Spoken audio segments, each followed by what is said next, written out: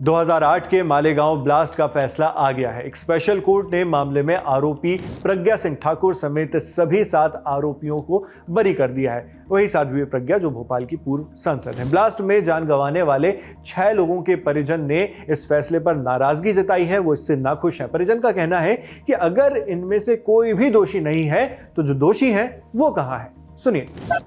आज का जो हाई कोर्ट ने जो फैसला दिया है वो हमारे हक में नहीं है।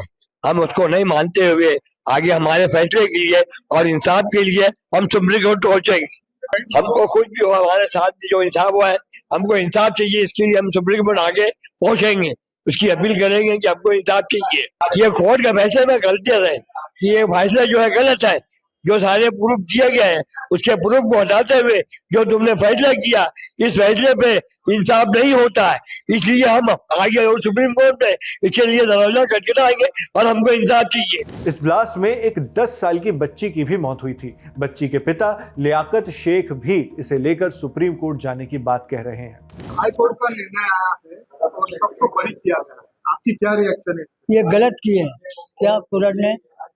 हेमंत करकरे साहब ने जितने को पकड़े थे वो सब गुनहगार है। अगर वो नहीं किया है तो कौन किया? उनको हाजिर कर पकड़ना था उनको।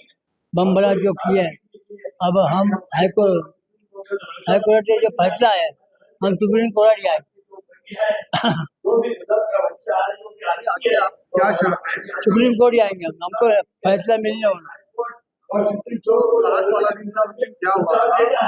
और आपका ब्लास्ट हुआ था तो तुम्हारा कौन शहीद हुआ उसके? मेरी बच्ची थी, ओड़ा पाव लाने के लिए गई, अच्छा, हो गई। तो आपको क्या लगता है ये लोग तो सब छूट गए? ये लोग तो सब छूट गए। सुप्रीम कोर्ट जाएंगे हम लोग।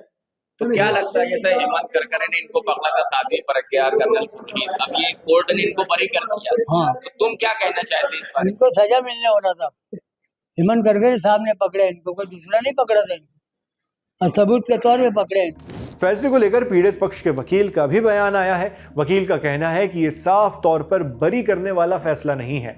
आरोपियों को सिर्फ बेनिफिट ऑफ डाउट दिया गया है। उन्होंने क्या कुछ कहा आप खुद सुनिए। And what was your first reaction when you heard it? It is very sad that court has acquitted accused on the count of benefit of doubt. Now it is not a clear acquittal.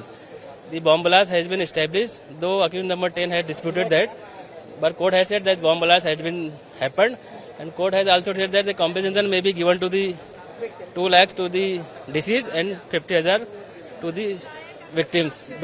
The compensation doesn't cover up for the entire tragedy that happened. But something that it has happened that the bomb blast happened in Malegaon 29 September 2008, because the accused number 10 has disputed that.